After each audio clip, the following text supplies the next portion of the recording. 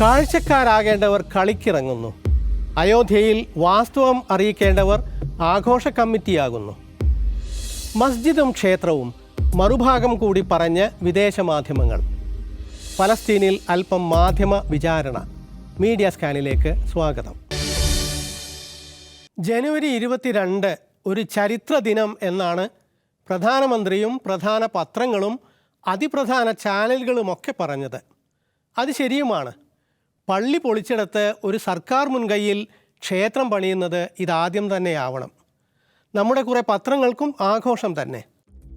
അയോധ്യയിൽ ബാബരി മസ്ജിദ് നിന്നിടത്ത് പണിത ശ്രീരാമക്ഷേത്രത്തിൽ പ്രതിഷ്ഠയ്ക്ക് മുഹൂർത്തം കുറിച്ച് ഒരു ദിവസം മുൻപേ മാധ്യമങ്ങൾ തയ്യാറായിരുന്നു. എല്ലാ ചടങ്ങും എല്ലാ വിശേഷങ്ങളും അറിയിച്ച് കണ്ണുകെട്ടിയ ചേല അഴിച്ച് അഞ്ജനമെഴുതി ബാലരാമന് പ്രാണപ്രതിഷ്ഠ നടത്താൻ, സമർപ്പണം പൂർത്തിയാക്കാൻ, പ്രാണപ്രഭയിൽ രാംലല്ലയെ കാണിക്കാൻ, രാമഭാരതത്തിൻ്റെ മുഖ്യ പുരോഹിതനായി പ്രധാനമന്ത്രിയെ അവതരിപ്പിക്കാൻ. അവർക്ക് ഇത് വാർത്തയല്ല, ജീവിതമോ സംഭവങ്ങളോ അല്ല, ഉന്മാദമാണ്, സായൂജ്യം. ദീപിക അതിൻ്റെ രാമക്ഷേത്ര സായൂജ്യത്തിനിടെ മധ്യപ്രദേശിൽ 4 ചർച്ചുകളിൽ കാവിക്കൊടി നാട്ടിയ സംഭവം പോലും അറിയാതെ പോയി.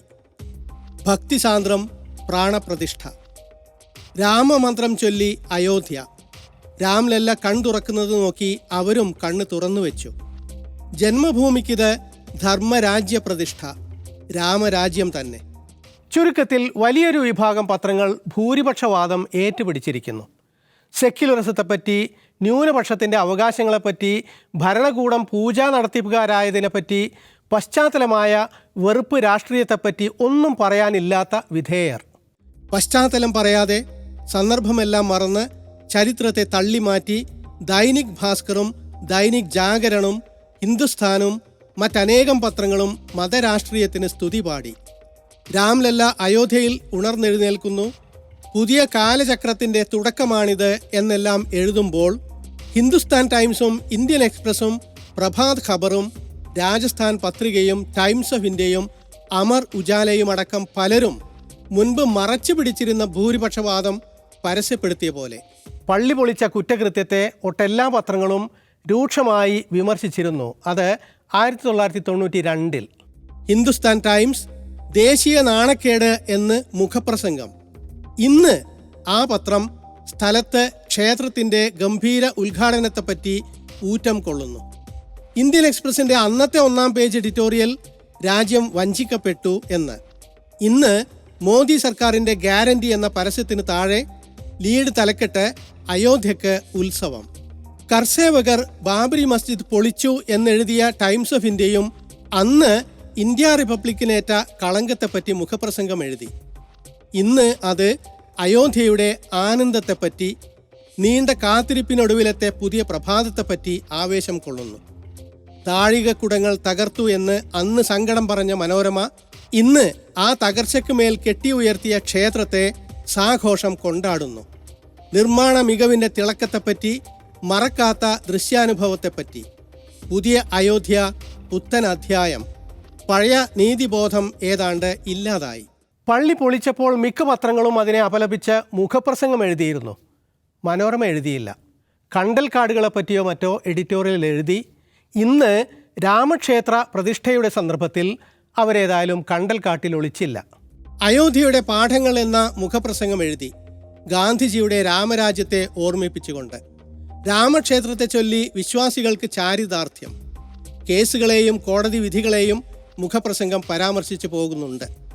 അതിനിടയ്ക്ക് സത്യമല്ലാത്ത ഒരു വാചകം. സുപ്രീം കോടതിയുടെ വിധി വിശ്വാസവും നിയമവും യുക്തിയും ഇഴ ചേർത്തുള്ളതായിരുന്നു അത്രേ. എത്ര ശതമാനം യുക്തിയുടെ ഇഴ, എത്ര നിയമത്തിൻ്റെ ഇഴ എന്ന് അതിലില്ല. പക്ഷേ ആ വിധിയുടെ യുക്തിയും നിയമപരമായ ബലവും ഏറെ ചോദ്യം ചെയ്യപ്പെട്ടിട്ടുണ്ട് എന്നതാണ് സത്യം. ക്ഷേത്രം പൊളിച്ചാണ് പണ്ട് മസ്ജിദ് പണിതത് എന്ന വാദം കോടതി അംഗീകരിച്ചിട്ടില്ല. ആ വാദത്തിന് തെളിവില്ലെന്ന് പറഞ്ഞ പുരാവസ്തു ഗവേഷകർ മറിച്ചുള്ള ആർക്കിയോളജിക്കൽ സർവേയുടെ വാദം തെളിവുകൾ സഹിതം നിരാകരിച്ചതാണ്. ഇക്കണോമിക് ആൻഡ് പൊളിറ്റിക്കൽ വീക്ക്ലിയിൽ സുപ്രിയ വർമ്മയും ജയ മേനോനും എഴുതിയ നീണ്ട ലേഖനത്തിൽ വിശദീകരണം നൽകിയിട്ടുമുണ്ട്. ബാബരി മസ്ജിദിന് ചുവട്ടിൽ കെട്ടിടാവശിഷ്ടമുണ്ട്. എന്നാൽ അത് ക്ഷേത്രത്തിൻ്റേതല്ല, പഴയ മസ്ജിദുകളുടേതാണ് എന്നതിന് സുപ്രിയ വർമ്മ തെളിവുകൾ നിരത്തി. ഈ പുരാവസ്തു ഗവേഷകരുടെ വാദം സുപ്രീം കോടതി കണക്കിലെടുത്തില്ലെങ്കിലും ക്ഷേത്രം പൊളിച്ചാണ് പള്ളി ഉണ്ടാക്കിയത് എന്ന വാദം തെളിവിൻ്റെ അഭാവത്തിൽ കോടതി അംഗീകരിച്ചിട്ടുമില്ല എന്നതാണ് വസ്തുത. 1045 പേജുള്ള അയോധ്യ വിധി ASI റിപ്പോർട്ട് വിശദമായി പരിഗണിച്ചെങ്കിലും ക്ഷേത്രം ഉണ്ടായിരുന്നതിന് തെളിവില്ലെന്ന് തന്നെ വിധിച്ചു. മനോരമയും മറ്റും പറയും പോലെയല്ല, യുക്തിയോ നിയമമോ അന്തിമ വിധിയിൽ ഉൾപ്പെട്ടിട്ടില്ല എന്ന നിരീക്ഷണമാണ് അനേകം നിയമപണ്ഡിതർ നടത്തിയിട്ടുള്ളത്. വസ്തുതകൾ വിട്ട് വിശ്വാസത്തെ ആശ്രയിക്കുന്ന സത്യാനന്തര രീതിയിലേക്ക് കോടതികളും മാറി എന്ന് SK അരുൺമൂർത്തി. അയോധ്യ വിധിക്ക് കൊളോണിയൽ വേരുകളുണ്ടെന്ന് ദീപശ്രീ ബാവുൽ. ചരിത്ര വസ്തുതകൾ കാണാൻ കോടതി വിസമ്മതിച്ചു. പുതിയ പള്ളികൾക്കെതിരെ വാദമുയരുമ്പോൾ കോടതികൾ തന്നെ സുപ്രീം കോടതി നിഷ്കർഷിച്ച ആരാധനാലയ നിയമം മറക്കുന്നു.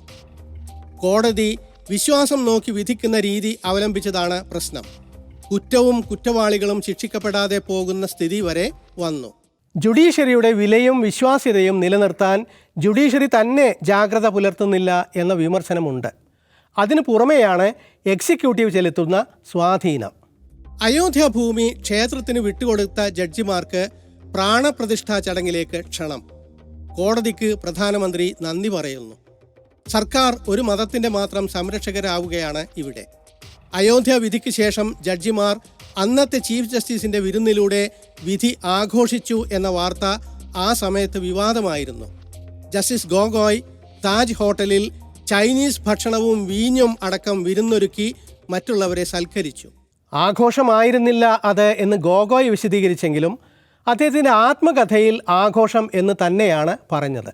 അയോധ്യ ബെഞ്ചിലെ 3 ജഡ്ജിമാർക്ക് വളരെ വേഗം പുതിയ സ്ഥാനങ്ങൾ സർക്കാർ നൽകിയതും വിവാദം സൃഷ്ടിച്ചു. നിയമവിരുദ്ധമല്ല, പുതിയതുമല്ല. എന്നാലും സർക്കാർ ഇഷ്ടജോലി വെച്ച് നീട്ടുന്നതും മുൻ ജഡ്ജിമാർ അത് സ്വീകരിക്കുന്നതും നല്ല സന്ദേശമല്ല നൽകുക. ജസ്റ്റിസ് ഗോഗോയ് 4 മാസത്തിനകം രാജ്യസഭാംഗമായി. ജസ്റ്റിസ് അബ്ദുൽ നസീർ ഗവർണറായി. ഗൗരവപ്പെട്ട ഇത്തരം വിഷയങ്ങൾ മാധ്യമങ്ങൾ തൊട്ടില്ല. ജുഡീഷ്യറിയെയോ മതരാഷ്ട്രീയത്തിൻ്റെ പേരിൽ സർക്കാരിനെയോ വിലയിരുത്താൻ ഇടം കണ്ടില്ല. ഭൂരിപക്ഷവാദത്തോട് ചേർന്ന് നിന്നു പലരും. വിഭജന രാഷ്ട്രീയം കൈമുതലാക്കിയവർ രാജ്യത്തിൻ്റെ ഐക്യം ശക്തിപ്പെടുത്തും എന്ന് പോലും അവ പറഞ്ഞു. നീതി നിഷേധിക്കപ്പെട്ടവർക്ക് ശബ്ദം നൽകാനും അവയ്ക്ക് മടി. ശാന്തിയെപ്പറ്റി സംസാരിക്കുന്നു, നല്ലത്. പള്ളി കൂടി ഉയർന്നാൽ സമാധാനമാകും എന്ന്. ഇനിയും പള്ളി തകർക്കൽ അരുത് എന്ന്. മതത്തെ രാഷ്ട്രീയ നേട്ടത്തിന് ഉപയോഗിക്കരുത് എന്ന്. ഒക്കെ നന്ന്. പക്ഷേ ഭരണകൂടം ഒരു പക്ഷത്തേക്ക് ചാഞ്ഞു നിൽക്കുമ്പോൾ അത് ചൂണ്ടിക്കാട്ടാനും അവരെ ഉപദേശിക്കാനും കൂടി കഴിയേണ്ടതല്ലേ? അയോധ്യ ക്ഷേത്രം മാത്രമല്ല, അതിനോട് ഒരുപാട് മാധ്യമങ്ങൾ പുലർത്തിയ നിലപാടും പുതിയതാണ്. ശാന്തി പുലരണം എന്ന് തന്നെ എല്ലാവരും ആഗ്രഹിക്കുന്നു. പക്ഷേ യഥാർത്ഥ ശാന്തി ഉണ്ടാകാൻ നീതി പുലരണം. അത് ഉറക്കെ പറയാൻ കിട്ടിയ സന്ദർഭം മാധ്യമങ്ങൾ നഷ്ടപ്പെടുത്തി.